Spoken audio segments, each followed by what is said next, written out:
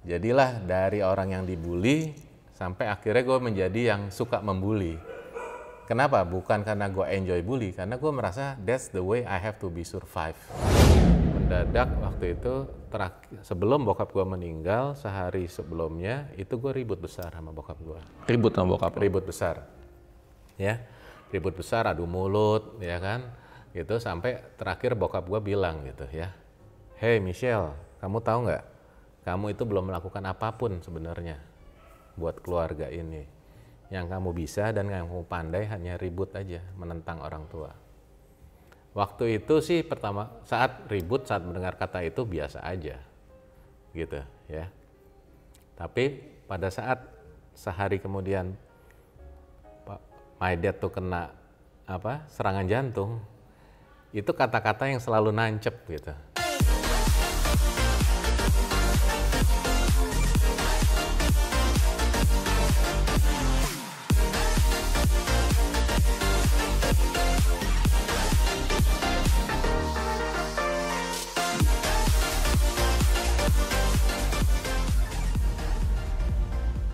Oke, sahabat miliarder, hari ini saya dapat kesempatan luar biasa ketemu Bro Michelle dan Sis Ruby. Halo.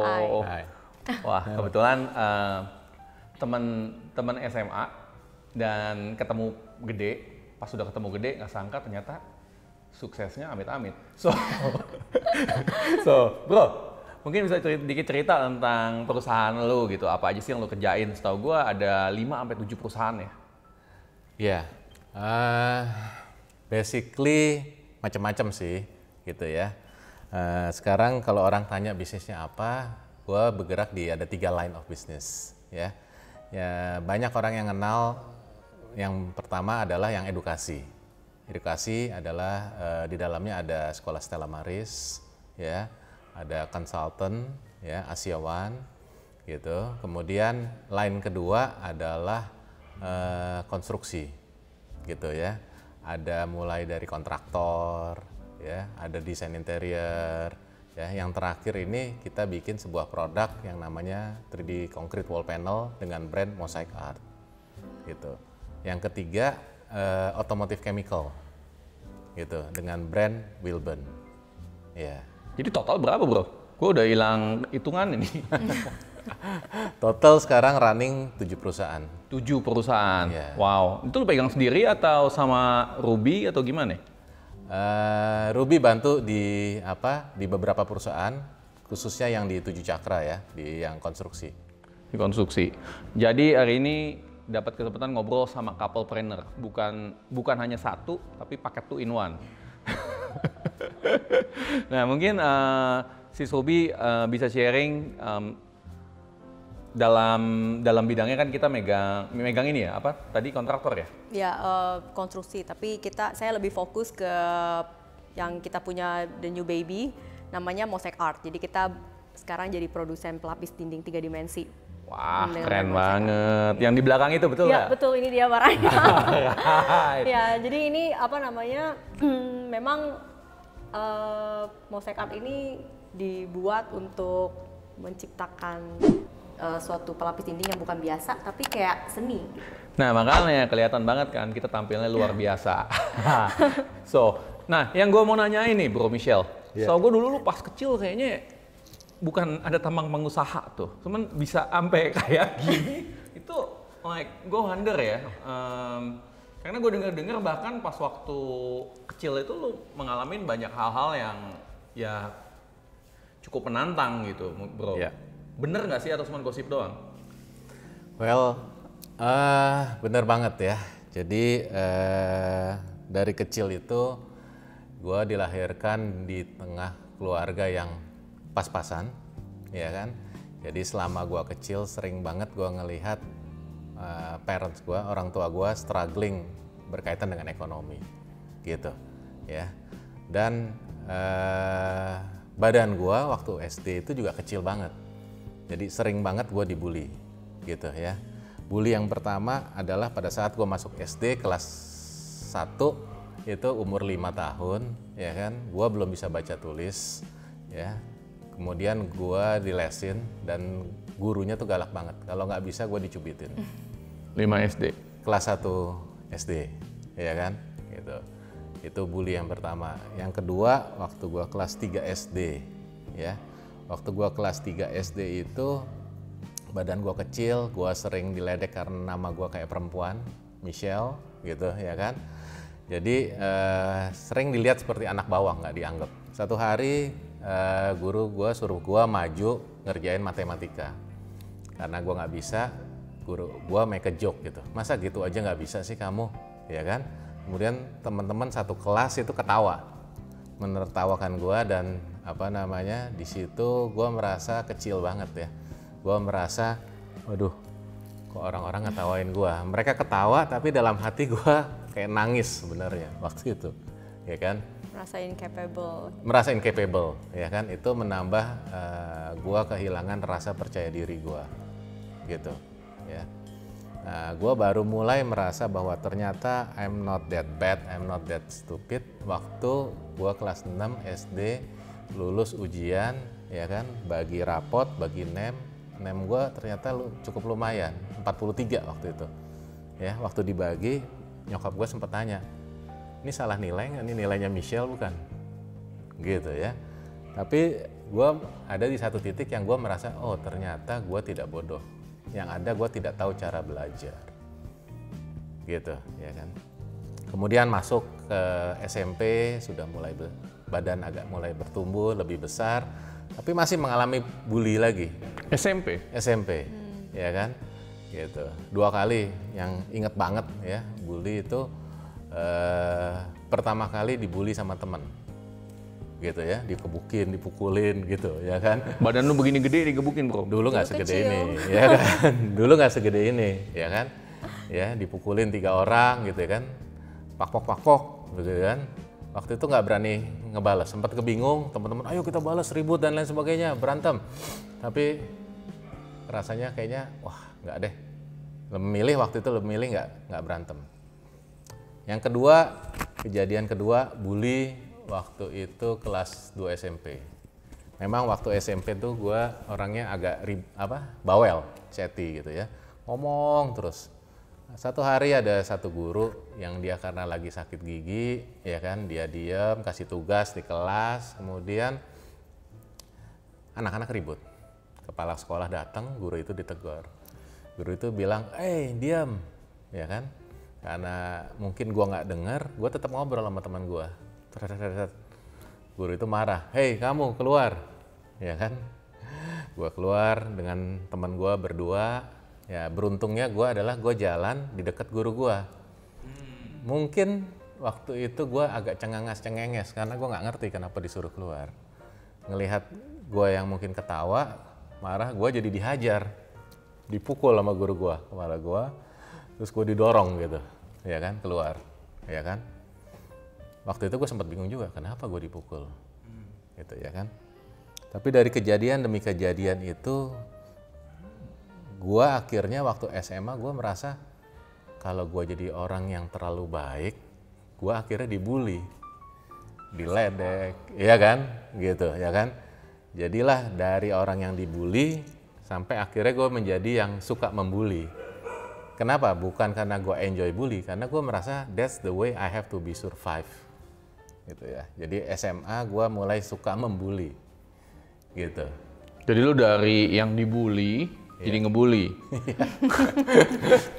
Oke, hati-hati dengan orang yang Anda bully, karena bisa jadi pas dia gede badannya dia bisa ngebully Anda. Itu kira-kira pesannya kali bro ya. Kurang lebih. Nah, Bro Michelle, lu udah sempat bilang bahwa keluarga lu itu awal-awalnya nggak terlalu berada. Iya. Kayak gimana sih nggak terlalu berada itu? Kedua orang tua gua, ya, especially my mom gitu, itu dia sering banget cerita gitu ya, waktu dia kecil itu kehidupannya sangat susah. Untuk besok mau makan apa, hari itu sehari sebelumnya dia harus kerja dulu. Dan my mom itu dulu dia suka cerita, dia ngelesin adik-adik kelasnya gitu ya kan. Jadi ngelesin, begitu selesai ngelesin dia dikasih duit. Bayar lesnya nggak kayak sekarang bulanan. Dulu ternyata kalau selesai ngelesin sekali datang dibayar, dan dia bilang kalau dia nggak dapat duit itu besok mungkin dia nggak punya uang buat makan, ya jadi sampai ke segitu susahnya. Dan waktu gua kecil, mulai dari SD itu sering banget gua ngelihat both my parents itu dari pagi sampai malam kerja. Dan nasihat yang paling sering gua denger dan tetap gua ingat adalah pertama, mama papa kerja keras ini supaya kalian punya kehidupan yang lebih baik dari mereka gitu. Yang kedua adalah kalau mau hidup enak kamu harus kerja keras. Nggak ada yang namanya makan gratis. Dan itu ya dua hal filosofi itu yang menjadi pemicu gue sampai sekarang bahwa ya gue kalau mau hidup enak, gue mau hidup lebih baik, gue harus kerja keras. Gitu. Jadi lu tadi cerita lu SD, SMP, lu lebih banyak dibully juga kan? Iya. Setelah itu SMA lu jadi bully. Dan setelah lu menjadi bully karena lu merasa kayaknya gila gue mesti melakukan sesuatu supaya gue nggak dibully gitu. Iya. Karena kalau lu lemah, lu akan dibully. Yeah. Dan ketika lu kuliah, ya karena seingat gue sih lu memang bully sih, karena gue kenal lu SMA ya bro ya. So, jadi ya kalau tentang bully, saya kebetulan memang temen SMA-nya dan untungnya belum dibully. Ya. Nah jadi, tapi yang saya tahu dia sering mampir ke kelas untuk ngejar-ngejar si Ruby nih. Iya. So setelah itu kan kita nggak ketemu lagi. Nah pas kuliah, lu gimana kira-kira hidup lu sih sebelum your father pass away? Karena setelah gua ketemu lu lagi gede-gede lagi begini, tiba-tiba udah sukses aja gitu. Iya. Sebelum mungkin pada saat mulai masuk ke SMP, SMA, badan sudah lebih besar, sudah mulai pintar berdebat gitu ya. Sering banget gue adu mulut berdebat sama my dad gitu ya. Ya karena gue lihat papa mama gue nih sering ribut, jadi gue merasa gue harus membela my mom gitu ya kan. Sering ribut lah ya, ribut mulut apa dan lain sebagainya seperti itu, sampai satu titik di mana mendadak waktu itu sebelum bokap gue meninggal, sehari sebelumnya itu gue ribut besar sama bokap gue. Ribut sama bokap? Ribut besar, ya, ribut besar, adu mulut, ya kan, gitu sampai terakhir bokap gue bilang gitu ya, hey Michelle, kamu tahu nggak, kamu itu belum melakukan apapun sebenarnya buat keluarga ini. Yang kamu bisa dan yang kamu pandai hanya ribut aja, menentang orang tua. Waktu itu sih pertama saat ribut, saat mendengar kata itu biasa aja gitu ya. Tapi pada saat sehari kemudian my dad tuh kena serangan jantung, itu kata-kata yang selalu nancep gitu di pikiran gue, di hati gue. Iya ya, gue udah bikin apa buat keluarga ini gitu. Dan waktu itu gue berpikir dan gue berjanji dalam hati gue, kalau ada satu hal yang bisa gue lakukan untuk keluarga gue, gitu, gue akan lakukan. Wow. Yeah. Dan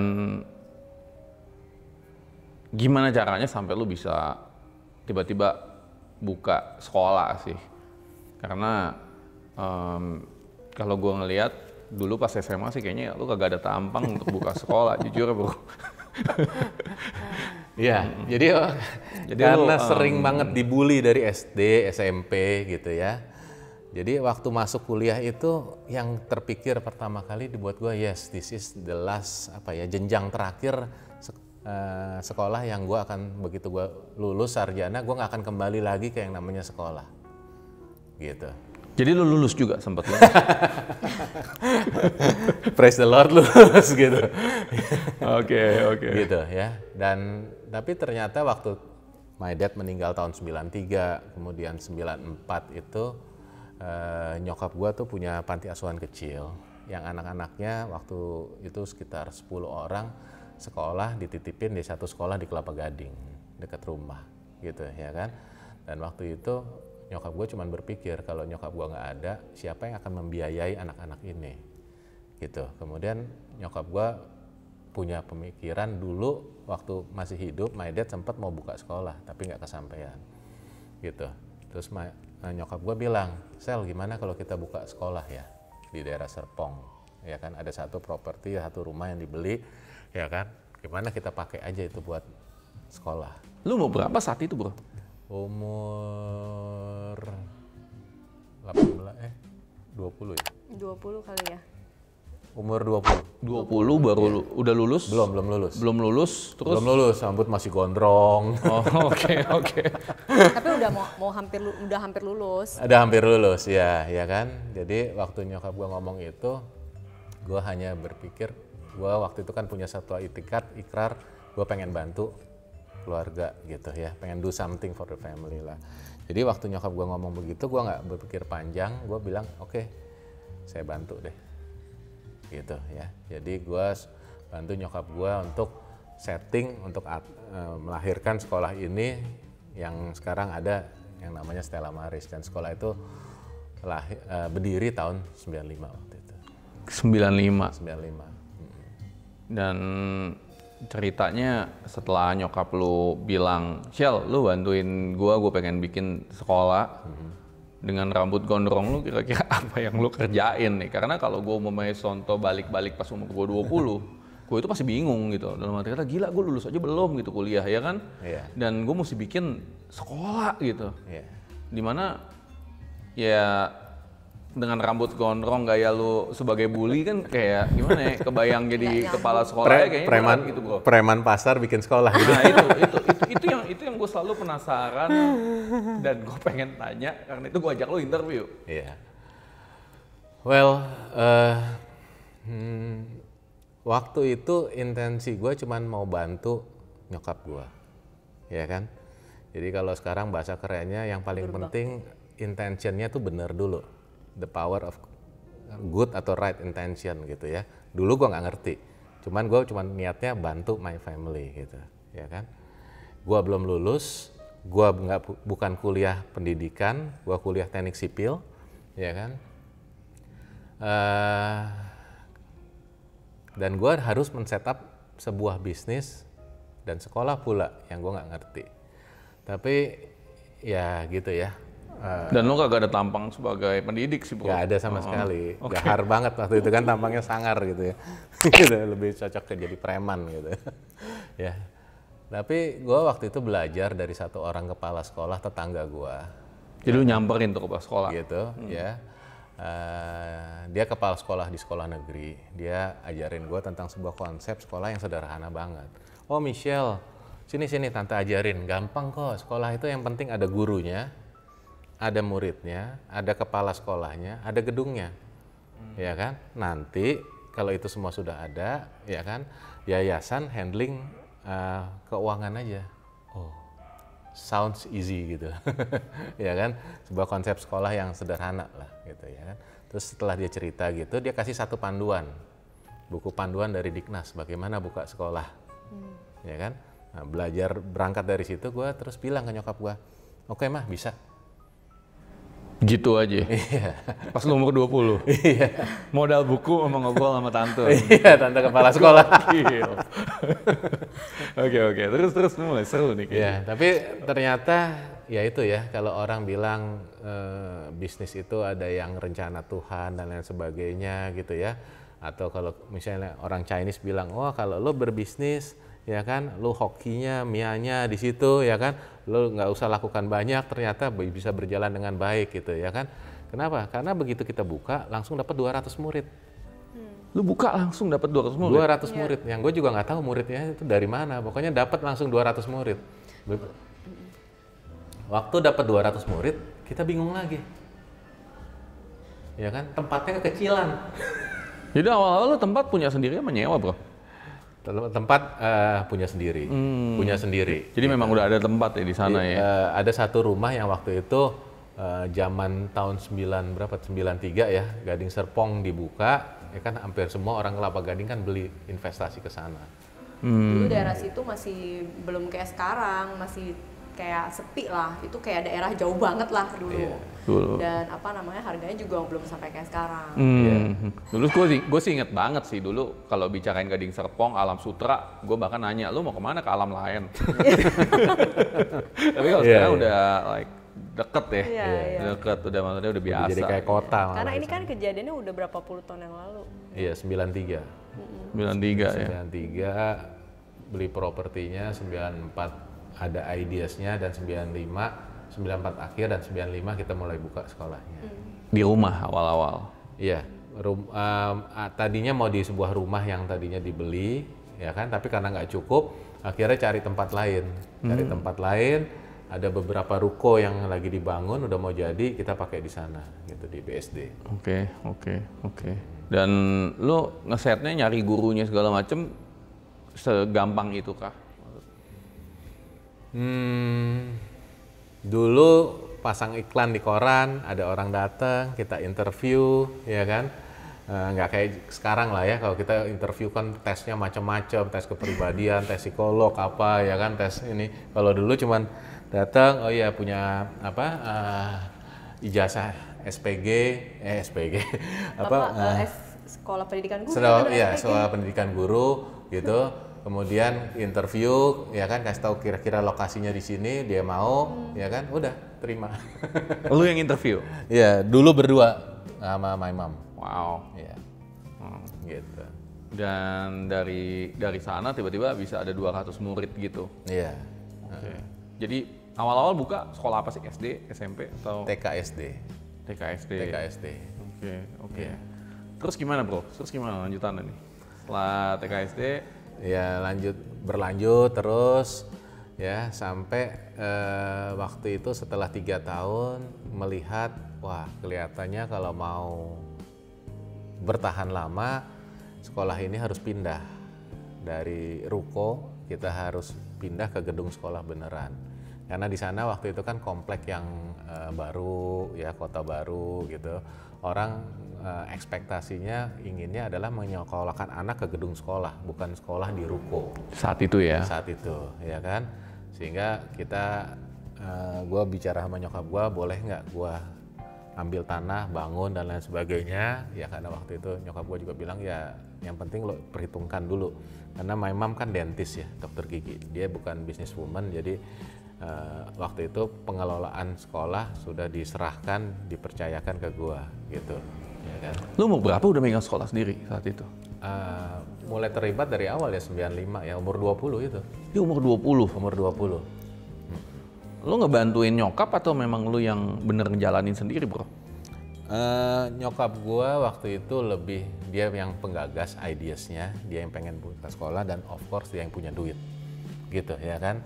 Jadi dia yang punya tempat dan lain sebagainya, tapi sistemnya bagaimana manage semuanya itu ya dulu kan masih kecil ya, masih jadi simple lah ya, jadi kita yang ini. Ruby juga bantu dulu. Kita nggak mulai langsung sekolahnya besar, jadi jangan dibayangin langsung besar. Kita tuh mulai dari kayak 2 ruko gitu. Jadi very simple gitu, kayaknya cuman gurunya juga mungkin cuman ada 5, karena kan cuman kelas 1, 2, 3, 4, 5, kepala sekolahnya 1. Dulu waktu awal-awal berdiri itu kan saya juga sering bantu si Michelle juga gitu ke sana. Jadi nggak se-complicated sekarang setelah kita udah punya berapa kampus gini. Dulu masih kayak sederhana lah gitu. Ya, kecil. Karena kita tuh bertumbuhnya pelan-pelan gitu. Jadi mungkin orang berpikir masa iya sih berumur 20 udah bisa gitu kan. Tapi jangan salah, kita tepatnya tuh itu yang gue pikir sih. Iya, orang itu wajar banget gitu. Orang pasti mikir, papa iya umur 20 udah bisa bikin sekolah. Tapi jangan dianggap complicated seperti sekarang. Jadi bener-bener kita dulu mulainya tuh dari gedungnya cuman 2 ruko, karyawannya cuma 5 guru, 1 kepala sekolah sama 1 office girl. Sisanya saya, Michelle yang kerja gitu sama mamanya sekali-sekali datang. Jadi ya terus kita tumbuh pelan-pelan sampai jadi kayak sekarang. Waktu itu udah married belum? Masih pacaran udah bantu. Belum. Pacaran udah bantu. Wah gila, ini yang keren. Jadi kalau Anda mau cari istri pas pacaran suruh bantuin dulu. Lu kenapa mau ya lu pas pacaran ngebantuin? Hebat juga Bi. Soalnya apa ya? Cinta. No, it's more like apa ya? Kayaknya saya kan sama Michelle udah lama banget kenalnya, dari masih saya baru SMA kelas 1, jadi baru 15 tuh waktu itu. 15 tahun udah dipacarin. 15 tahun. Iya. Waktu itu. Lu bener-bener bully sih, Shell. Oke. Iya, udah lama jadi udah kenal karakternya. Dan memang seperti yang tadi si Michelle bilang, dia sebenarnya nggak pernah suka ngerjain bisnis sekolah itu karena memang dia nggak mau nggak ada passion di situ kan, karena dia kan sebenarnya backgroundnya teknik sipil. Dan dia memang punya passionnya itu gitu, jadi dia passion kalau ngeliat tanah, dia membayangkan dia bangun seperti apa gitu, atau dia ngeliat satu bangunan jelek gitu ya, dia bayangin dia mau renovasi seperti apa, itu yang bikin dia bisa kayak excited gitu. Nah dari situ saya lihat bahwa dia melakukan ini seperti kayak, bukan saya bilang terpaksa ya, tapi kayak seperti sometimes kayak harus dikerjakan karena kalau bukan saya siapa lagi, kan kita sering terjebak dalam situasi seperti itu. Nah kayaknya dia seperti itu gitu, tapi saya tahu dia punya satu mimpi besar gitu buat dia punya dia punya passion sendiri. Jadi waktu itu saya bilang, oke, you pergi aja gitu, do your passion gitu, saya help you di sini gitu. Jadi itulah kenapa saya bisa terjun di Stella Maris waktu awal-awal pertama kalinya itu, karena kan dia harus nggak bisa tiap hari ke Stella Maris, jadi saya bilang oke, just tell me what I have to do gitu. Jadi nanti dikasih catatan ke saya, kamu harus ngomong ini sama guru ini, ngomong ini sama guru itu gitu. Jadi saya cuman kayak messenger gitu, kasih tahu dia apa yang mesti dikerjain gitu sama dia, dikasih tahu saya. Nah dia bisa ngerjain yang lain. Jadi begitu caranya dia bisa manage waktu dia gitu. Jadi dia bisa kerjaan sekolah, tapi at the same time dia juga bisa start his own business yang kontraktor itu. Gokil, jadi lu umur 20 bisnis udah 2 langsung bro? Bikin kontraktor sama sekolah sekaligus atau gimana? Kontraktor buka tahun 98. Belakangan. 98, jadi 95 buka Stella Maris, 96 lulus kuliah, sempat kerja dulu 2 tahun di salah satu kantor konsultan pengawas bangunan yang terbesar waktu itu. 98 krisis, resign, sambil ambil kuliah S2, sambil mulai ngerintis kontraktor perusahaan yang miliki sendiri lah gitu. Jadi lu sempet punya sekolah tapi lu juga kerja. Iya. Kenapa lu mesti sempet harus kerja juga pada lu udah punya sekolah, bukannya gedean duit di sekolah tuh? Waktu itu gue kuliah kan teknik sipil, ya kan. Gue merasa gue harus pakai ilmu gue, ya kan. Gue harus belajar dulu, sempet istilahnya kayak berguru di tempat orang, ngelihat dan lain sebagainya. Nah, tapi justru karena pernah kerja dan punya background teknik sipil itu, ya kan, justru itu yang membuat gue melahirkan another company yang di luar yang edukasi, yang tadi yang konstruksi itu, gitu. Jadi awalnya lu sekolah bener-bener bukan passion lu ya? No. Sekolah bukan passion gue, gitu. Tapi justru after 25 years running the school, gue baru menyadari this is calling. Ya, bukan passion gue tapi calling from God gitu. Panggilannya. Ya. Dan melalui Stella Maris ini gue justru bertumbuh. Ya, lewat terpaan harus menjadi seorang pemimpin, harus memimpin rapat dengan rambut gondrong dan tidak tahu bagaimana conduct meeting yang benar gitu ya kan. Gitu, harus ngadepin komplain dari orang tua dan lain sebagainya. Justru gue di sini bertumbuh menjadi gue yang seperti sekarang ini. Gitu. Oke. Menarik banget sih gimana si Gondrong bisa jadi kepala sekolah, itu yang gue penasaran sih bro. Mungkin lu bisa cerita lebih lanjutannya gimana gitu, tantangannya apa sih yang lu hadepin? Oke. Setelah tahun 98 pengen bangun gedung. 98 tuh lagi krisis kan, ya kan. Lu pengen bangun gedung, pengen bangun gedung sendiri ya kan, gitu. Gue ingat banget waktu itu nyokap gue bilang ya udah kalau menurut lo bisa memungkinkan ya why not, coba deh, gitu. Gue pergi ke kantor developer waktu itu, ya kan, cari tanah yang kurang lebih ya nggak sampai sehektar lah gitu ya. Tapi waktu itu yang nemuin direktur marketingnya. Kenapa? Saking nggak ada yang beli. Nggak ada yang beli properti, ini datang mau beli gitu, ya kan. Jadi dilayanin, disambut, ya kan. Kemudian pilih ya mau yang mana gitu, ya kan. Gitu. Tapi ya itu bahwa kalau kita mau berhasil, kita mau mendapatkan sesuatu yang lebih, selalu butuh ada perjuangan, ada harga yang harus dibayar. Gitu ya kan. Kalau orang ngelihat oh enak ya gedung sekolahnya gede, muridnya ribuan, gitu ya. Tapi di belakang itu, di balik itu semua banyak banget cerita-cerita yang harus jatuh bangun, mengucurkan keringat, air mata, darah gitu. Gitu apa tuh yang buat lu keluar air mata darah? Ya, kalau lu bisa sharing gitu. Contoh ya, waktu itu kita mau bangun, tiba-tiba di demo sama orang-orang warga. Oh mau bangun ini ya tempat ibadah ya, gini ya nggak boleh, ya apa segala macam. Padahal belinya tanah dari developer, ya kan? Jadilah kita dipindah ke tempat yang lain. Gitu. Padahal lu udah beli tuh tanah. Udah beli, ya kan? Jadi harus postpone 1 tahun. Itu satu contoh. Kedua, mau bangun nih, karena kita memang bukan berangkat dari sebuah a wealthy family, a big group dan lain sebagainya. Jadi mau bangun itu duitnya cekak, duitnya pas-pasan banget, ya kan? Gitu. Jadi beli tanahnya ngutang, Okay. cicil ke developer gitu kan, gitu 30 kali cicilan, mau bangunnya duitnya pas-pasan. Waktu itu nyokap gua bilang, duitnya cuma lo butuh berapa? Sekian M untuk bangun. Wah, cuma ada separuh nih. Gimana? Ya udah nggak apa-apa, bangun aja dulu, gitu, ya kan? Gua akalin bangun strukturnya dulu. Jadi lu ngutang ke bank? Gitu. Waktu itu karena lagi krisis, bank nggak kasih utang. Bank nggak kasih utang? Iya, jadi gue bangun strukturnya selesai. Nah, tapi yang tadi gue bilang, makanya kalau bisnis itu kayaknya ada campur tangan Tuhan. Begitu selesai struktur, harusnya kan berhenti. Bulan depannya bank datang, nawarin loan. Nawarin kredit ya. Iya, ya kan. Jadilah bangunan itu bisa selesai. Gitu. Dan begitu bangunan itu selesai, kita dari 600 murid langsung jadi 1000. Lu berani banget ya bikin strukturnya tanpa ada kepastian untuk bikin finishingnya selesai. Gitu. Ya itulah part of dari craziness seorang entrepreneur. Yang masih muda lebih banyak unsur nekatnya daripada perhitungan. Tapi memang si Michelle ini kalau saya perhatiin tuh pola bisnis itu memang dia berani ngambil utang gitu. Karena memang kita seperti yang tadi dia bilang, kita bukan grup besar, bukannya uangnya unlimited gitu. Jadi kita uangnya terbatas.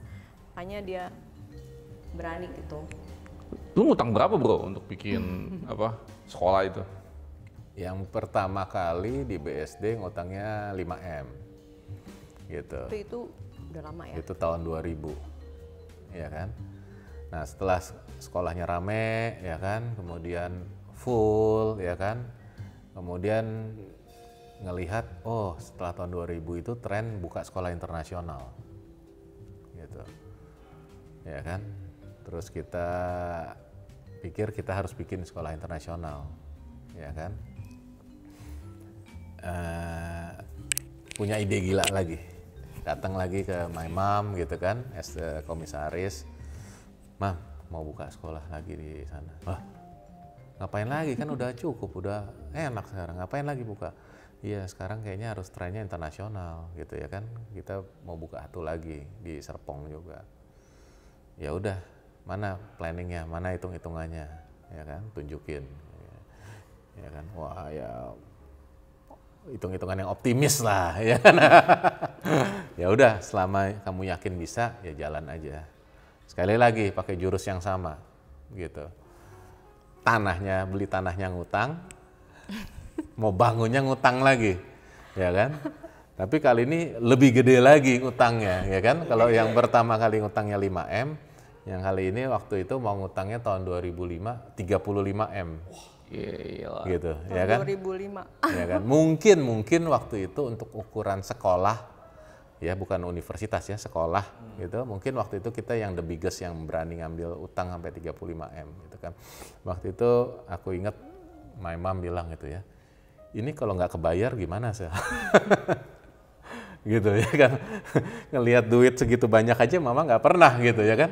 Sekarang harus ngutang gitu ya. Nanti kalau nggak kebayar gimana gitu ya kan.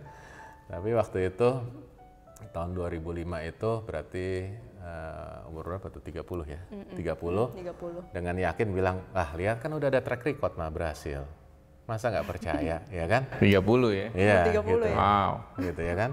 ya udah deh kalau kamu yakin ya ini. Jumlah utangnya lebih banyak daripada angka lu punya umur. Benar juga. Iya, gitu ya kan, gitu.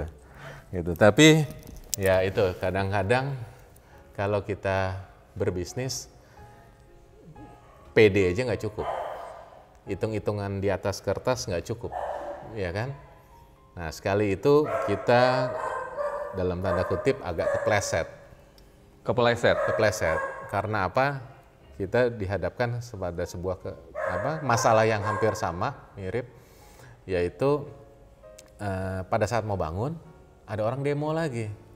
Jadi lu kan di demo lagi? Di demo lagi di tempat yang berbeda, ya kan? Yang pertama di BSD, yang kedua di Gading Serpong. Tapi di demo lagi, ya kan? Waktu itu kita lihat jangan sampai ini terblow up dan malah jadi timbul efek negatif. Jadi kita hold dulu pembangunan 6 bulan. Ya, kita Lalu berarti nunda lagi ya? Nunda lagi. Utang ya padahal kan? udah masuk. Jalan terus. Udah. Berarti bunga masuk dong? Iya, gitu ya kan. Nah, karena telat bangun 6 bulan, ya kan, kita kehilangan momen penerimaan murid baru. Orang udah nggak menyangka gedung ini akan selesai. Ya kan, jadi kita dapat muridnya waktu itu sedikit banget. Padahal waktu kita dapat IMB bulan Februari, bulan Julinya gedungnya selesai. 5 bulan, 6 bulan kita bangun. Itu udah kayak Aladin lah. Sangkuriang. Ya Sangkuriang gitu, cepat banget bangunnya, ya kan. Nah tapi karena kita nggak bisa dapat murid, hutang udah berjalan, lainnya seperti itu, maka kita mengalami kesulitan keuangan. Lu sempat kesulitan keuangan juga Kesulitan keuangan, ya kan. Sempat juga dulu pas pertama kali jadi, ya kan, ada preman-preman yang di situ bilang, "Weh, saya yang mau pegang semua kebersihan apa segala macam." Datang mereka kayak mau sweeping apa segala macam. Pernah gue dihadapkan dengan 30 preman. Wah. Gitu ya kan, yang ngajak gue ke kantor polisi. Untung diajaknya ke kantor polisi. Lu bully dong tuh. Lu premannya lu bully juga? Enggak. Kalau gue bully udah mati gue bro. 30 orang gitu ya kan. Gitu. Tapi kantor polisi ya kan, dia bilang gue nggak nepatin janji. Gitu. Ya kan, gue tanya janji yang mana? Ya nggak gue tepatin, ya kan? Gitu. Nah dia bilang ya janji dulu bahwa ini semua nanti kebersihan, keamanan akan dipegang oleh kita semua orang kampung di sini. Mana tulisannya? Bahwa kita akan menerima orang-orang dengan kapabilitas yang cukup, kita akan terima. Gitu ya kan, karena nggak seneng, dia pergi tinggalin pos polisinya, dia sweeping itunya tenaga yang kerja di sana, ya kan. Tapi ya itu sekali lagi Tuhan tuh baik gitu ya. Betul. Waktu itu serem juga loh Yudi, karena kan kita ada students di dalam sekolah, terus premannya di depan gitu kayak mau masuk. Jadi waktu itu suasananya lumayan mencekam ya. Nah, baiknya kenapa? Karena ada sweeping itu dari Polres kirim 1 pletoon. Berapa satu truk 40-50 polisi, preman-preman itu terus ditangkepin. Ya kan, ya seperti kayak di film-film bukan di berita tuh ya, disuruh jongkok apa segala macam. Terus kanitnya bilang, "Pak, kalau Bapak mau ini di penjara semua, saya tinggal masukin nih Pak, karena mereka udah melanggar undang-undang masuk ke properti orang dan sweeping." Wow. Ada murid-murid di sana ya. Gitu, juga iya, gitu ya kan. Nah tapi waktu itu yang ada di pikiran gue adalah gue kan pendatang. Gue datang ke situ buka sekolah, ya kan, mau jadi warga yang sama-sama ada di situ dan bertumbuh di situ. Jadi akhirnya kita cari solusi damai, kita buat kesepakatan bahwa mereka nggak boleh lagi melakukan penekanan-penekanan, dan sejak saat itu kita tinggal aman tentram lah di situ. Nah, lu kan ini kayaknya banyak banget nih ngutang juga gokil gitu. Umur, lu pertama kali utang 5M umur berapa itu bro? Itu umur tahun 2000 ya, 25 utang 5M.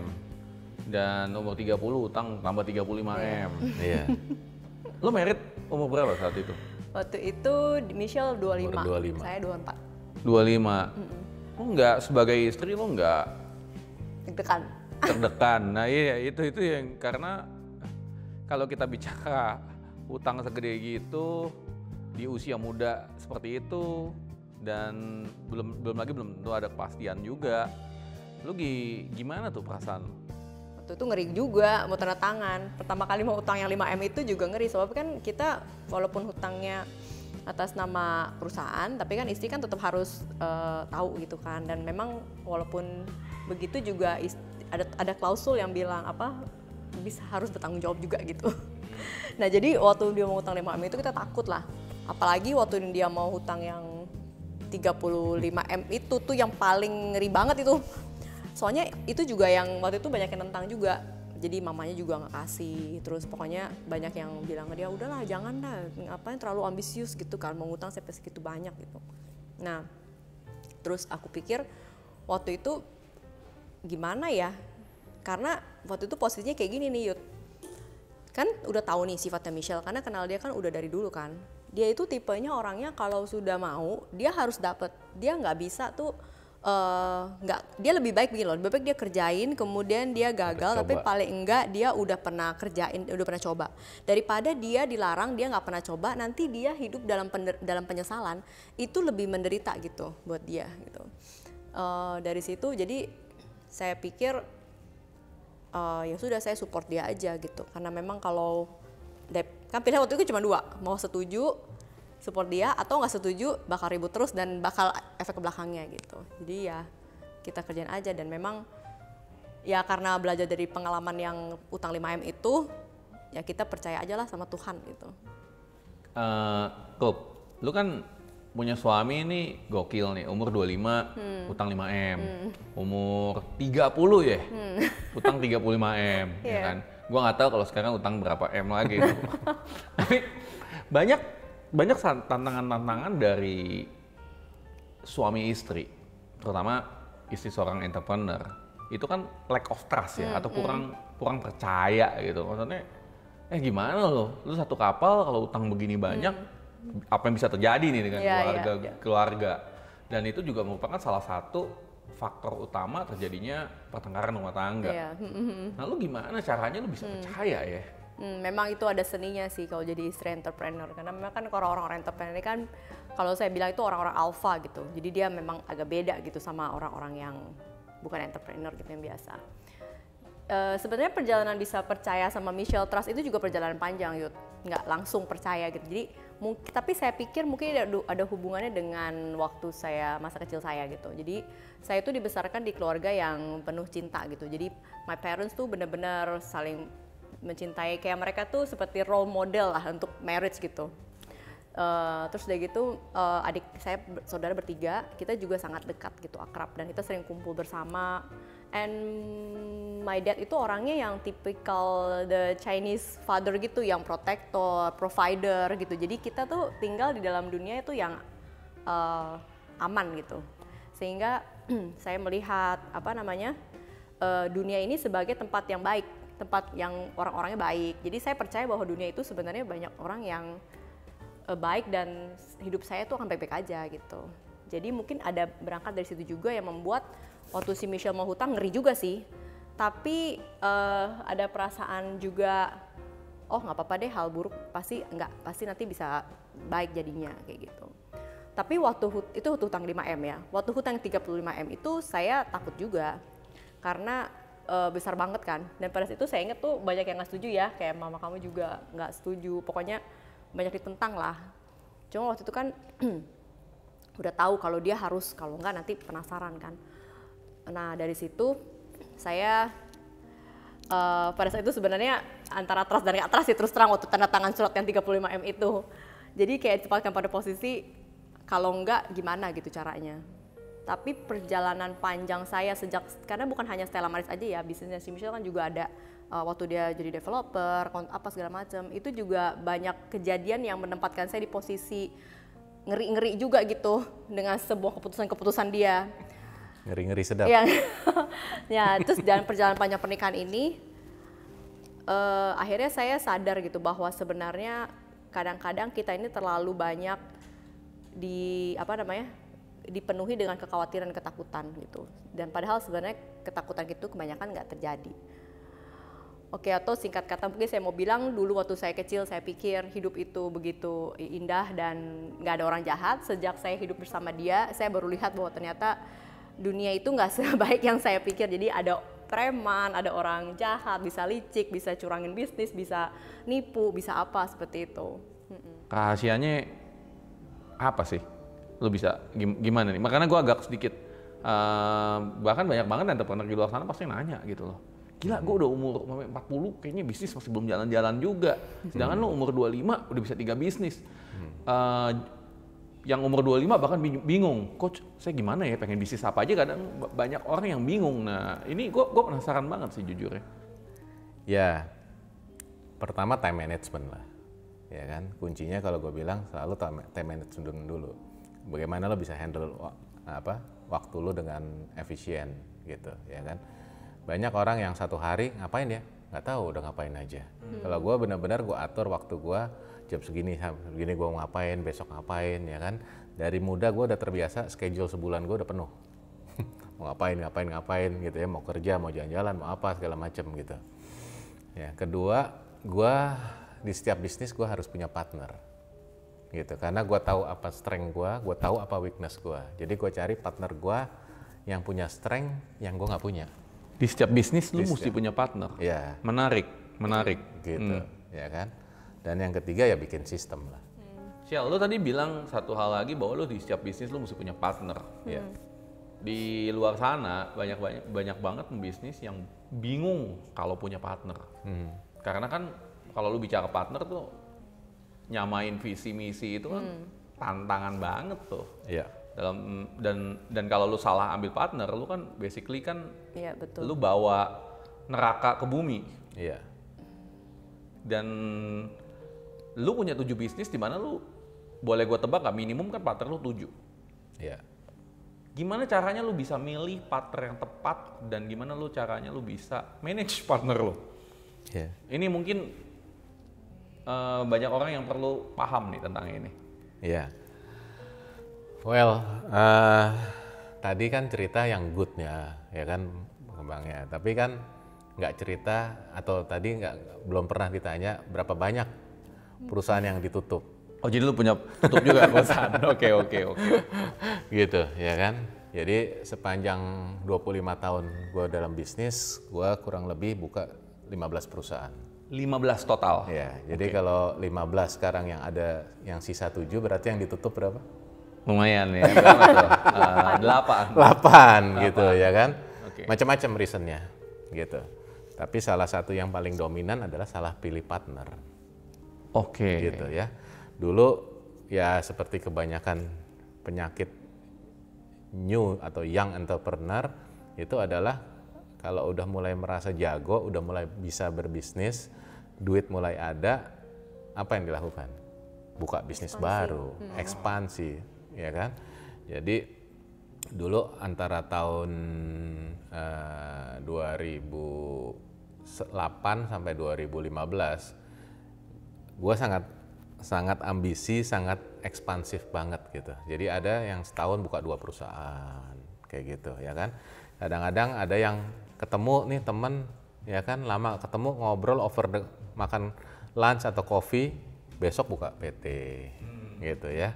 Jadi lebih banyak nafsunya gitu dalam berbisnis, gitu. Jadi jangan heran ya habis interview kalau kita bikin bisnis berdua. Gitu ya. Jadi tapi ternyata setelah belajar dari pengalaman jatuh bangun itu, bisnis tuh nggak bisa begitu, gitu. Jadi sekarang kalau sejak habis umur 40 gitu, kalau buka bisnis prinsipnya kalau yang gue buka harus jadi. Yang lu buka harus jadi. Gitu, ya kan. Jadi gue sekarang kalau buka bisnis itu preparationnya nggak seperti dulu, gitu, nggak cepet banget, ya kan. Ada yang 3 bulan, ada yang 6 bulan. Kita harus benar-benar bikin visibility study dulu, sering-sering duduk nyamakan visinya dulu sama nggak, ngelihat gimana caranya, ya kan. Kalau dulu kebanyakan terlalu banyak nafsu cepet gitu, ya kan. Nah, karena banyak nafsu cepet, Akhirnya ya dari 8 itu mungkin 50% 4 salah pilih partner. Gitu. Ada partner yang awalnya baik banget ya. Tuh, belakang-belakangan waduh. Taringnya ya kan. Kukunya muncul semua. Kayak gitu. Ya udah macam-macam lah yang ketemu yang model-model begitu. Jadi sekarang ya lebih selektif, lebih hati-hati, ya kan, lebih banyak ngobrol, ngelihat siapa latar belakangnya, bagaimana pola bisnisnya, sejalan nggak, gitu ya. Very selected lah sekarang intinya seperti itu. Nah, lu kunci komunikasi lu berdua gimana sih? Maksudnya 29 tahun itu lumayan lama loh. Iya. Dalam arti kata banyak orang yang nikah 2 tahun aja udah bubar. Tapi lu 29 tahun kenal dan kayaknya like become a very good partner gitu berdua. Apa sih tips yang kira-kira lu bisa kasih ke teman-teman yang nonton? Ada satu hal yang saya pikir yang membuat hubungan kita sangat kuat. Karena kita berdua ini punya satu persamaan, yaitu kita berdua senang belajar. Senang Ya, belajar. kita suka banget belajar gitu. We like to grow together gitu. Dan Michelle juga orangnya tuh dia selalu mau membagikan ilmu gitu. Jadi waktu saat saya 6 tahun ya waktu itu ya, 6 tahun saya vakum istilahnya nggak semi ibu rumah tangga lah gitu. Itu dia nggak pernah berhenti ngajak saya juga untuk pergi ke kayak seminar bisnis, training bisnis apa gitu segala macam. Jadi walaupun saya tidak aktif tapi saya tetap terekspos gitu untuk ilmu-ilmu baru gitu. Dan itu ya saya pikir yang bikin kita jadi bisa tumbuhnya sama-sama sehingga kalau kita ngobrol itu frekuensinya sama. Because sometimes kalau kita ngobrol dengan bahasa yang berbeda kan nggak nyambung kan. Tapi kalau ini karena kita selalu berada bersama jadi bisa. Jadi kalau gue belajar sesuatu, gue ikut seminar, gue baca buku, gue ikut retreat, kata misalnya meditasi, gue selalu sharing apa yang gue dapat. Iya. Gitu. Oke. Iya. Jadi lu bisa mensistemasi bisnis juga karena lu mungkin belajar coaching, training dan hal-hal seperti itu juga ya. Iya, betul. Kita dari dulu sering banget ya ikut Ya, kita dulu punya coach juga sih. Oke. Berdua. Oke. So jadi struggle lu up and down itu banyak banget ya bro ya. Kalau gue lihat ya, maksudnya lu bikin 15 perusahaan, 8 bangkrut, sisa 7 ya kan. Belum lagi lu bisa ngutang begitu banyak dan lu bisa go past it, lu bisa lewatin itu. Sebetulnya apa sih kunci sukses lu? Kunci sukses. Yang bisa buat lu tetap bertahan dan tetap over there karena like lu bikin bisnis 8 bangkrut atau 8 tutup gitu. Apa sih yang bisa buat lu like masih tetap gitu lo di sini dan dengan utang begitu gede di mana lu bisa bayar gitu. Sebetulnya apa sih kunci sukses lo? Sekarang udah lunas hutangnya bro. Sekarang kita udah nggak punya hutang sama sekali. Nah itu kan buat gue kan maksudnya 8 perusahaan bangkrut, dimana kan investasi kan lu pasti juga bukan hanya waktu ya, tapi uang udah pasti tuh. Ya mungkin satu karena gue yang tadi gue bilang mungkin I'm a big dreamer gitu ya, jadi gue merasa gue harus gue harus sukses, gue harus berhasil, dengan gue sukses, dengan gue berhasil, gue merasa gue bisa membahagiakan keluarga gue bisa bikin keluarga gue juga jadi punya hidup layak, juga mungkin jadi proud, bangga dengan gue gitu ya kan. Jadi setiap kali gue gagal, gue jatuh, gue selalu coba kayak self reflection, apa sih yang bikin gue gagal kali ini? Oh waktu itu karena gue nggak punya planning yang matang. Gue gagal lagi, gue salah pilih partner gitu. Gue gagal lagi, gue salah masuk ke bisnis yang sudah red ocean, udah sunset gitu, udah sunset red ocean pula gitu ya kan gitu. Jadi setiap kali gue gagal, gue selalu belajar sesuatu gitu ya kan.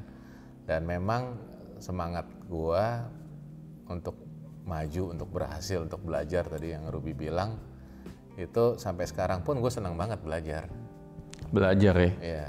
Berdua lu suka belajar ya? Iya, kita berdua. Gue temukan apa yang bagus buku, yuk baca, bahas apa kayak gitu. Jadi kita tuh sering, misalnya kita langganan satu audiobook gitu, kemudian kita dengerin bareng-bareng berdua, udah itu kita bahas gitu. Sekarang anak kita udah mulai besar, kita juga bahas sama dia bertiga. Ajarin. Ya. Jadi kita punya satu kegiatan nih sekeluarga kita nih namanya Family Forum. Jadi di situ tuh kita ketemu sebulan sekali, dan di saat itu kita saling update live. Terus kita juga bahas satu topik gitu. Sama anak lo? Ya bertiga. Setelah dia besar ya. Sejak umur berapa? Setahun Baru mulai terakhir lah setahun ya. terakhir ya. Sekarang dia umur 14. Jadi dari 13 tahun? Iya, iya. Wow. Udah ngomongin bisnis? Iya. Sekarang dia udah berbisnis. Iya, Sekarang dia udah mulai berbisnis. 14 tahun udah berbisnis? Iya. Serius? Iya, kayak bisnis kekinian lah anak-anak zaman sekarang ya. Making cookies, dia jual sendiri, dia bikin sendiri, dia promosikan sendiri, ya kan? Bapaknya modalin aja ya? Gitu. Enggak juga. Dia modal Dia sendiri. modal sendiri. Serius? Jadi kan dia ada uang angpau apa gitu-gitu kan. Jadi Iya, uang jajan yang dia tabung, dia punya modal untuk ngembangin ini sendiri. Jadi dari kecil udah gua tanemin, ya kan? Apapun yang parents punya, ini bukan punya lo. Jadi lo harus bisa creating sesuatu yang dari hasil kerja dia sendiri. Dari kecil? Dari kecil, dari SD. Padahal anak lu cewek kan? Cewek. Tapi sifatnya tuh Michelle banget. Sifatnya kayak Michelle. Iya. Wow, jadi umur 13 tahun udah punya bisnis ya? Iya. Dan udah lu punya forum untuk belajar ilmu-ilmu bisnis. Iya. Bahkan lu mungkin udah lu ajak ke seminar, hal-hal kayak gitu, dan diskusi monthly setiap bulan. Iya. Dan dia sering dengar lah ya, bagaimana apa yang kita hadapin, challenging kita dalam bisnis. Dan lu sharing tentang hal-hal itu. Over Kita terbuka sih. dinner kita sering cerita dia dengar, jadi dia belajar. Gitu, proses belajar dari apa yang dilakukan oleh kita sebagai orang tuanya. Gila, maksudnya nggak banyak orang yang bahkan suka belajar ngomongin bisnis bahkan di umur 30-an tahun. Itu banyak banget kan. Nah, tapi lu udah ngelatih dari umur 13 tahun. Mungkin itu juga salah satu kunci sukses juga ya buat lu ya, keep learning ya. Oke. Jadi Bro Michelle, lu sebagai pembisnis kan lu pasti punya up and down. Iya. Apa sih titik terendah lu? Well, gua rasa itu titik terendah dalam bisnis gua adalah di tahun 2015. Ya. Dimana gua ini sebenarnya orang yang punya level of stress itu nggak mudah stres. Ya, jadi kalau cuman ada 1-2 masalah dalam bisnis itu biasa, common. Ya kan, karena orang biasa datang dengan masalah dan gua selalu jadi problem solver. Gitu. Jadi kalau ada masalah itu udah kayak makanan sehari-hari. Tapi there is time in my life waktu 2015 itu semua bisnis gua stuck. Semuanya ada masalah. Ya kan, dan yang dikasih solusi itu nggak doesn't work gitu. Berbagai cara dicoba nggak ada solusi, sehingga akhirnya gue stres juga gitu ya. Gue pikir apa yang salah ya, punya 20 tahun pengalaman berbisnis, ya kan, ngatasin berbagai macam masalah, kok kali ini semuanya doesn't work gitu ya. Sampai akhirnya gue merasa gue harus melakukan sesuatu terobosan gitu ya. Dan waktu itu terobosan yang gue rasa adalah spiritual journey. Spiritual journey, that's interesting. Iya, Oke. ya kan. Jadi back to 2011 gue pernah belajar meditasi dari satu orang guru, ya kan. Tapi setelah belajar meditasi itu gue nggak lanjut. Oke. Ya, setelah belajar kelas 1 minggu itu gue nggak lanjut. Kenapa? Karena gurunya bilang kalau lo mau lanjut, lo harus bisa vegetarian. Oke. Dan gue suka banget makan daging. Ya kan, jadi gue pikir buat apa gue spending untuk sesuatu yang gue nggak bakal bisa. Gitu, ya kan. Tapi waktu itu di 2015, pas lagi stuck, lagi stres gitu ya. Teman gue ada yang bilang, guru kita lagi datang. Kenapa lo nggak ikut refresher class? Gitu. Ya kan. Refresher class itu artinya kita sebagai orang yang pernah ikut, boleh ikut lagi, nggak harus 7 hari, terserah mau 1 hari, 2 hari. Jadi akhirnya gue daftar untuk 2 hari saja.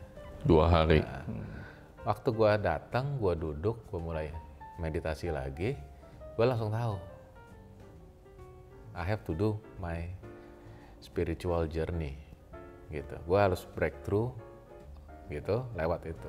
Perjalanan spiritual ya. Jadi gue langsung ketemuin gurunya, gue bilang boleh nggak tahun depan gue ikut kelas lo yang gue udah tunda selama 5 tahun, ya kan? Gue mau ikut sampai selesai. Selesai itu artinya dalam 1 tahun gue mau melakukan 5 kali retret. 1 tahun 5 kali retret. Iya kan? Dan retretnya tuh bukan di sini gitu ya, mulai dari ke Nepal, India, Bandung, Thailand, Hawaii gitu ya. Jadi 2016 itu benar-benar gue kerjanya meditasi, pulang, bulan depan meditasi lagi, 2 bulan kemudian meditasi lagi gitu. Tapi it's worth it lah. It's worth it, gue lebih menjadi sosok yang berbeda lah. Gue banyak menemukan jawaban-jawaban gitu ya, kenapa gini, kenapa begitu, salahnya di mana dan lain sebagainya throughout my meditation spiritual journey itu. Apa sih yang lo pelajarin dan lo dapetin? Salah satunya adalah gini, kalau kita mulai sebuah usaha, sebuah bisnis, goalnya, tujuannya bukan untuk sesuatu yang baik. Contoh waktu gue mulai dulu, tujuannya adalah untuk membuat gue jadi kaya, gitu, greedy base-nya, gitu ya kan. Itu untuk menjadi sukses itu lebih susah. Tapi kalau kita mulai sesuatu usaha, ya kan, tujuannya untuk sebuah kebaikan, gitu, ya.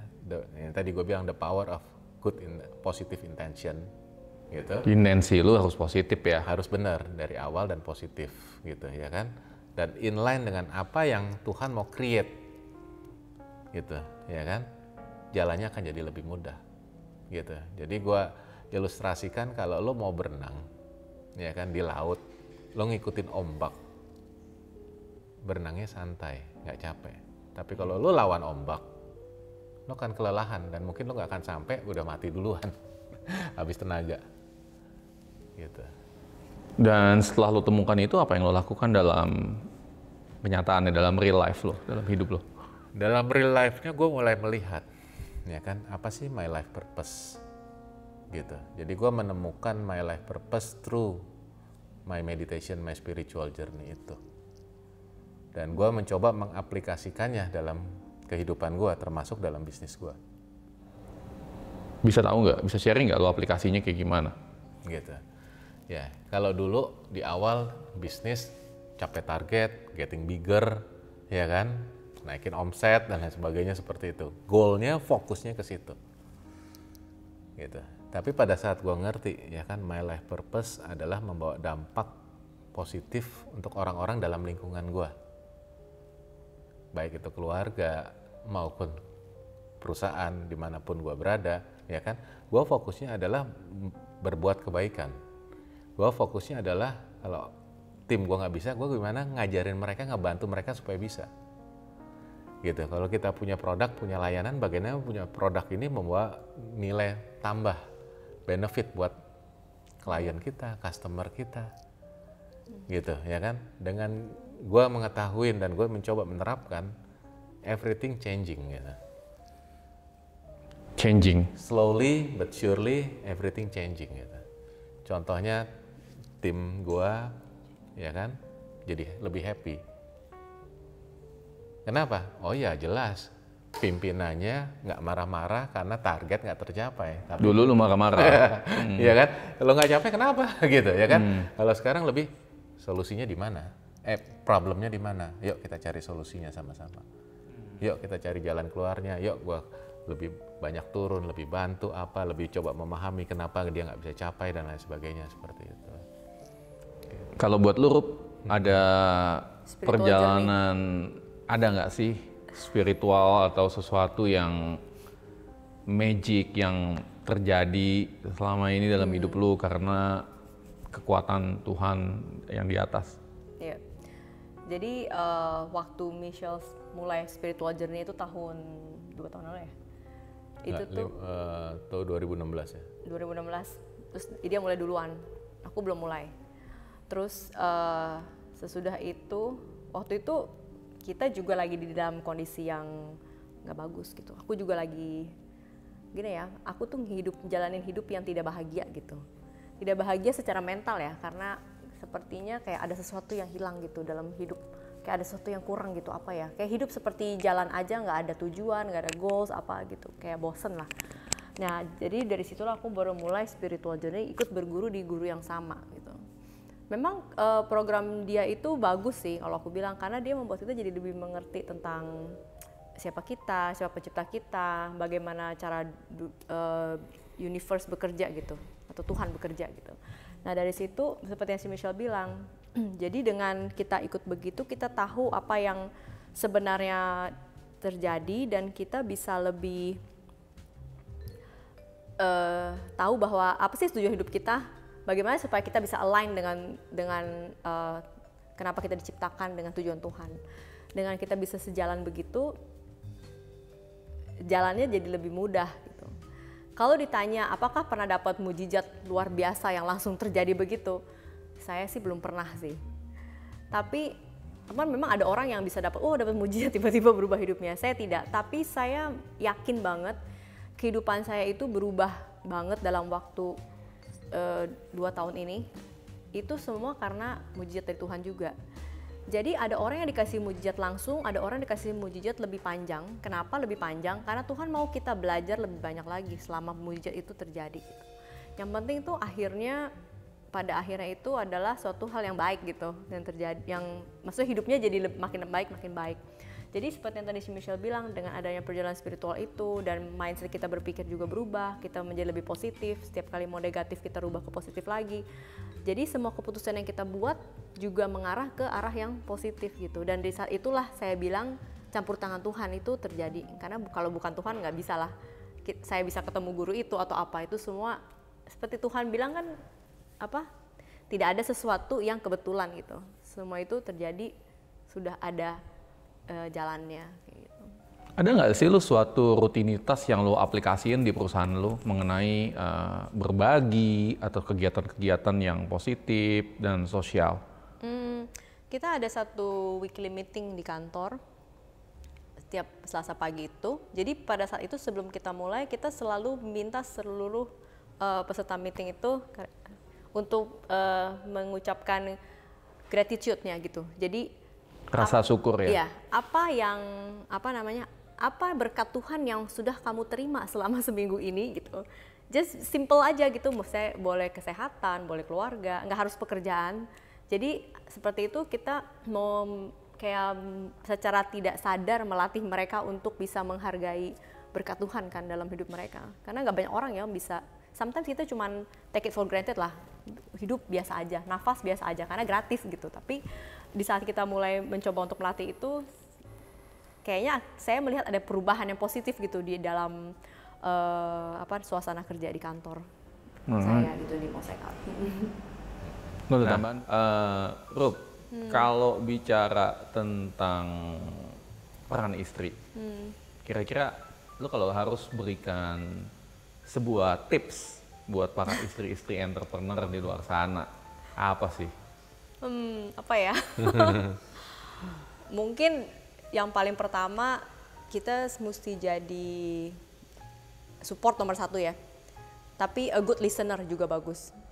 Jadi lu mesti ngedengerin suami lu ya? Karena kadang-kadang kalau entrepreneur, saya nggak tahu ya apa itu karena hanya Michelle aja, tapi orang yang kayaknya nggak bisa dikalahkan gitu. Jadi dia kalau dia lagi marah atau apa, kita lebih baik jadi good listener. Good listener di sini bukan berarti kita diem aja, tapi kita berusaha mendengarkan dan memahami gitu perasaan dia apa.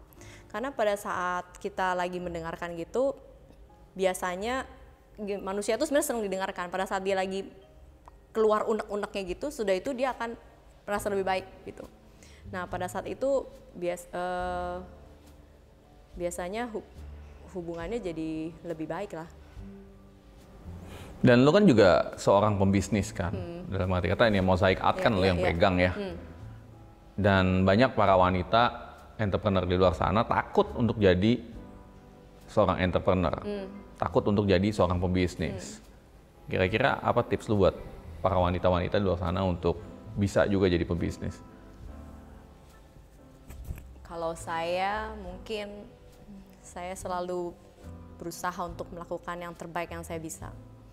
Jadi seperti saya punya prinsip selalu, when life give you lemon, I will make lemonade, saya selalu bilang. Jadi kalau saya dikasih kesempatan apa, saya selalu berusaha untuk bikin yang terbaik yang bisa saya lakukan gitu.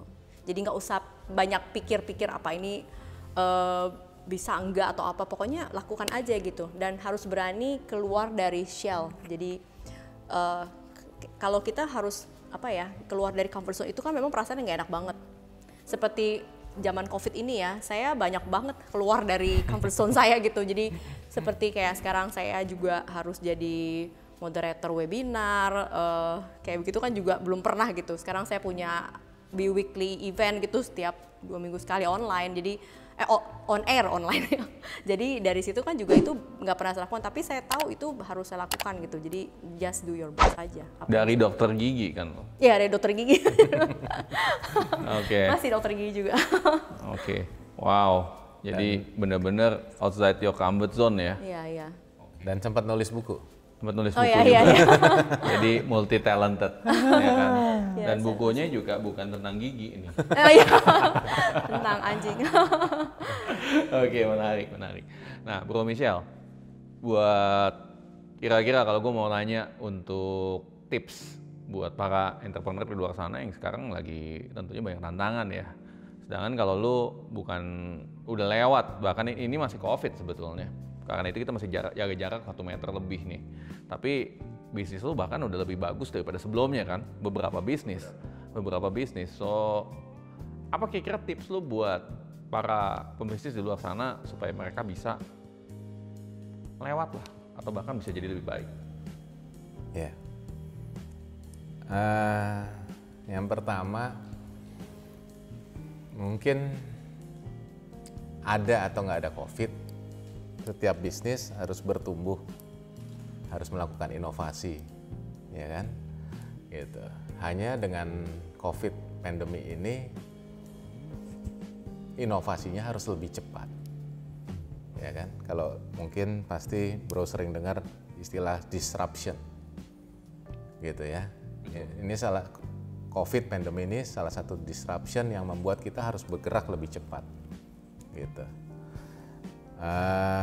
Kita harus lakukan yang tidak biasa kita lakukan, harus mau dan dengan sadar gitu. Jadi untuk para entrepreneur, ya kan, semangatnya, spiritnya harus lebih besar daripada sebelum COVID, gitu, ya kan. Jadi harus bisa menjaga energinya tinggi terus, ya kan, fokus kepada goals-nya, solusi baru, apa yang action apa yang mau dilakukan seperti itu. Gitu ya, karena dalam keadaan sekarang ini yang kita lakukan bisa terjadi perubahan setiap bulan. Setiap bulan bisa harus ganti arah. Dan kita sebagai pemimpin harus sangat alert. Ya kan? Sebagai nahkoda harus sangat bisa memberikan arah. Kalau enggak, tim kita akan kebingungan.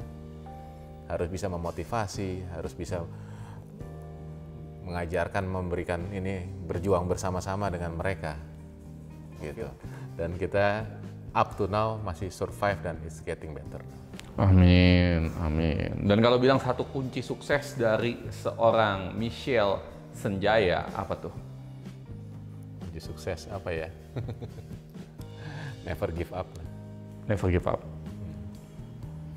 Kalau dari Sis Ruby, kunci sukses di mana bisa menjadi seorang istri entrepreneur dan bisa bertahan dari goncangan up and down, apa itu? Mungkin saya bisa bilang kalau sebagai pasangan ya, itu adalah kita harus mengerti bahwa kita itu masing-masing adalah satu individu sendiri. Jadi dia tidak bertanggung jawab untuk kebahagiaan saya tidak bertanggung jawab untuk kebahagiaan dia. Wow. Jadi semua itu ada dalam diri kita sendiri. Jadi kalau saya sedang merasa sedih atau sedang negatif lah ya, destruktif, itu bukan harus datang ke dia dan dia harus bikin saya happy, enggak. Tapi saya harus berusaha untuk bikin diri saya energinya positif lagi gitu. Baru kemudian saya datang bersama dia. Demikian pula dengan dia. Kalau dia lagi energinya rendah, lagi marah, lagi apa, itu bukan tanggung jawab saya juga. Dia nggak boleh datang ke saya untuk apa istilah renting ya, kayak Marah-marah. iya, itu nggak bisa karena itu adalah permasalahan dia. Jadi dia harus selesaiin itu dulu sendiri. Sudah itu setelah dia udah netral baru kita bisa bersama lagi. Itu tadi kunci pertama. Kunci kedua tadi yang saya bilang listening. Jadi kalau pada saat kita sadar tentang konsep itu, kemudian kita lihat pasangan kita mulai renting sama kita harus sadar gitu bahwa kita jadi good listener aja gitu. Jadi jangan jangan sampai terdrag down, energi kita juga jadi turun. Tapi kita good listener aja, dengerin dia. Karena begitu dia selesai ngeluarin semua unek-unek dia itu, dia akan positif sendiri. Kemudian dia kembali jadi individu yang tadi saya bilang itu terpisah, bukan satu gitu. Keren. Iya. Keren, thank you very much. Thank you. Ini baru pertama kali gua ngobrol sama a couplepreneur. Pertama kali couplepreneur. Jadi edisi spesial hari ini bareng-bareng nih couplepreneur. So bukan hanya untuk para entrepreneur, tapi juga gimana caranya Anda bisa mempekerjakan istri Anda. Itu bercanda. Tapi ya komunikasi saya lihat juga berperan penting, ngedengerin itu penting banget. Sharingnya luar biasa, keren. Campur aduk antara bisnis dan cinta dan hidup dan juga perjalanan spiritual. Tapi keren banget. Nah, kalau para entrepreneur atau para pendengar di luar sana yang pada nonton nih, pengen kontak dan pengen tahu tentang perusahaan Bro Michelle dan Sis Ruby itu gimana tuh caranya? Kalau Mosaic Art bisa langsung follow di Instagram Mosaic Art, mosaicart.id. Tulisannya gimana? MOSAIC mosaicart.id. Atau juga bisa ke website kita www.mosaicart.id. Nah, kalau Bro Michelle di mana? Kira-kira kalau untuk kontak Bro Michelle? Ada di IG atau di mana? Oke. Atau bisnisnya mungkin yang pengen di-sharing? Buat mungkin yang pengen karena ini COVID, pengen cari desinfektan, ya kan, atau hand sanitizer atau another automotive chemical, bisa buka Mosaic Instagramnya wilbengroup.id. Wilbengroup.id buat Anda yang serem-serem takut kena COVID dan lain-lain, itu saya juga udah pakai sendiri. Dan terbukti tangan saya masih tetap halus dan muka saya nggak jerawatan. Itu di WILBERN. Oke, Wilben Group ya. Thank you. Dan itu adalah 2 dari 7 perusahaan yang dimiliki oleh Bro Michelle dan Sis Ruby. Oke, dari saya dan Bro Michelle dan Sis Ruby, salam Miliarder.